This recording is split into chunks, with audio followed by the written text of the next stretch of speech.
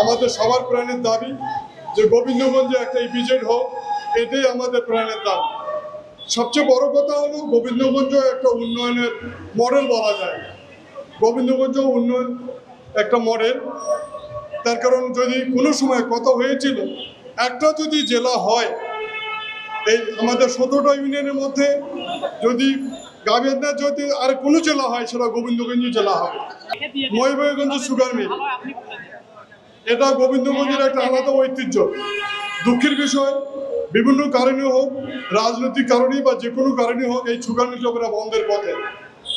এখন আমাদের যে দাবি নিয়ে আজকে আমরা এখানে উপস্থিত হয়েছি, যে একটা ইপিজেড প্রতিষ্ঠা করে গোবিন্দগঞ্জ, এবং সেখানে যদিও জায়গাটা ছিল আমাদের নৃগোষ্ঠী অর্থাৎ সাঁওতাল ভাইদের দখলে অধীনে ছিল, কিন্তু একটা বিষয় মনে রাখতে হবে, এখানে যদি কাজের কর্মক্ষেত্র তৈরি হয়, প্রথম আগে আমাদের এই যারা আমাদের নিরীহ জনগোষ্ঠী সাঁওতাল ভাই বোনেরা আছেন তাদের কর্মক্ষেত্র প্রথম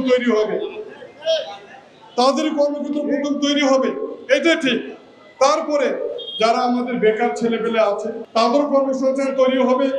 ইতিমধ্যেই কিন্তু একটা মডেল দাঁড় হয়েছে আমাদের গোবিন্দগঞ্জে, কোচাশহর জায়গা, কোচাশহর ইউনিয়নে যে মুজার ফ্যাক্টরি, এটা বর্তমানে সারা বিশ্বে এটা এক্সপোর্ট হচ্ছে, এক্সপোর্ট কোয়ালিটির মোজা এখানে তৈরি হচ্ছে।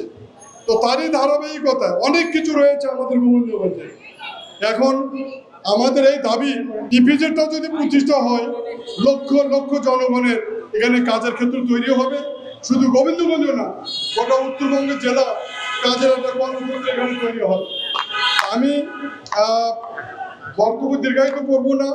আমরা যদিও বলা হচ্ছে যে কতিপয় ব্যক্তি আমাদের এই নেপথ্যে রয়েছে, যাদের হয়তো আমরা সহযোগিতা ঠিকভাবে পাচ্ছি না, আমি ভাইদেরকে বিনীত অনুরোধ করব, অন্তত এলাকার স্বার্থে, গোবিন্দগঞ্জের স্বার্থে, রংপুরের স্বার্থে আমরা সবাই এক হয়ে সম্মিলিতভাবে আমাদের বর্তমানে যে প্রধান উপদেষ্টা রয়েছে, উনি একজন এনজিও ব্যক্তিত্ব।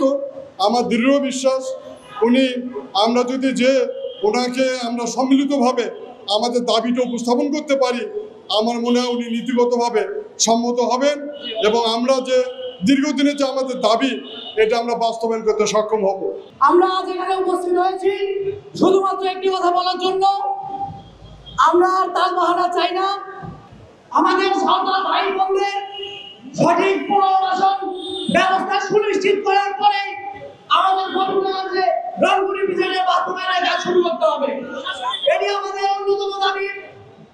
কারণ আপনারা জানেন, বিগত দিনে এবং বর্তমান সময়ে সাঁওতালকে ব্যবহার করে কিছু কুচক্রী মহল, যারা বিভিন্নভাবে এই রংপুর ইপিজেডের কাজকে বাধা প্রদানের জন্য পায়তারা করে আসছে, তাদের প্রতি আমাদের সুনির্দিষ্ট বক্তব্য যে যতই পায়তারা করুন, আপনারা বাস্তবায়ন হবেন না।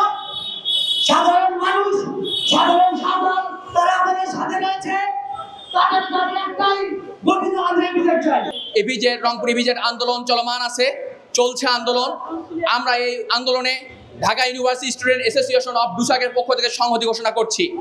আপনারা জানেন 1842 একরের এই ফার্ম যেটা আছে, বাগদা ফার্মে তৎকালীন সরকার ঘোষণা দিয়েছিল এখানে রংপুর ইপিজেড বাস্তবায়ন করবে, কিন্তু একটি ষড়যন্ত্রকারী গোষ্ঠী এই এপিজেড বাস্তবায়নে আমাদের বাধা হয়ে দাঁড়িয়েছে। আমাদের স্থানীয় বাঙালি, মুসলিম, বৌদ্ধ, খ্রিস্টান এবং সাঁওতাল জনগোষ্ঠী আমরা ভাই হিসেবে অবস্থান করি। আমাদের এই ইপিজেড বাস্তবায়নের সকলে আমরা ঐক্যবদ্ধ, কিন্তু একটি সাঁওতাল জনগোষ্ঠী, যারা স্যাটেলার সাঁওতাল, যারা লোকাল সাঁওতাল না, স্থানীয় সাঁওতাল না, এই স্যাটেলার সাঁওতালরা যা বাহির থেকে দূরে এসে বসে তারা এই ইপিজেড বাস্তবায়নের ষড়যন্ত্র করছে।